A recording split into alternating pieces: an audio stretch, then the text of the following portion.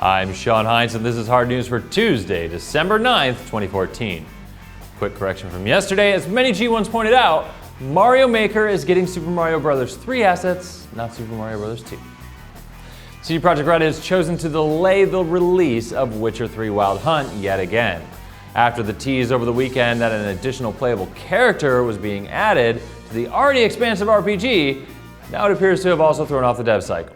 The game is set to launch on May 19th in 2015, a full 6 months after the originally scheduled date, but only 12 weeks after the previous delay. In an open letter to fans, the developer notes that when we release the most important game in our studio's history, we must be absolutely sure that we did everything we could to limit any bugs to a level that will allow you to enjoy the game thoroughly. We owe you an apology.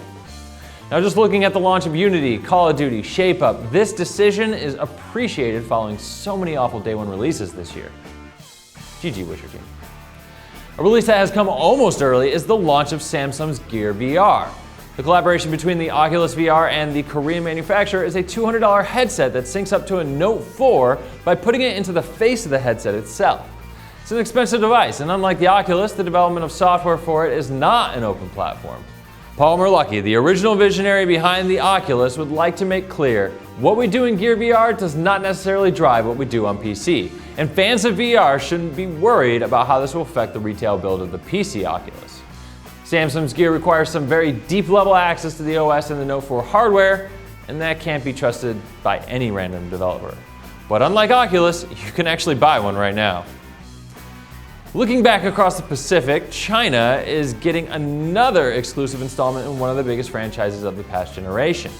2K announced the existence of Borderlands Online yesterday, and they'll be working with the Chinese publishing giant Shanda out of a new dev studio in Shanghai. The newest installment will arrive on both PC and mobile, but who knows whether or not that means there's just going to be a companion app.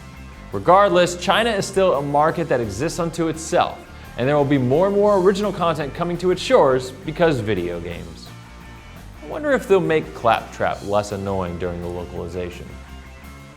And our final story tonight recounts a disgusting act of terrorism against a community whose membership often mixes with that of the gaming community as a whole. Attendees at Midwest FurFest were victims of an intentional chlorine gas leak at a hotel in Chicago this past weekend.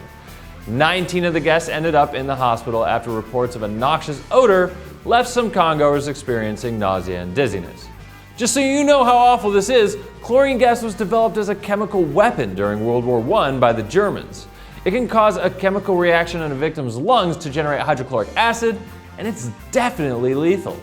The Rosemont police are investigating the contamination as a criminal act, and the con was able to wrap up on Sunday without any additional incidents. Isn't it great when a journalist can't report on your lifestyle because it's just too damn funny?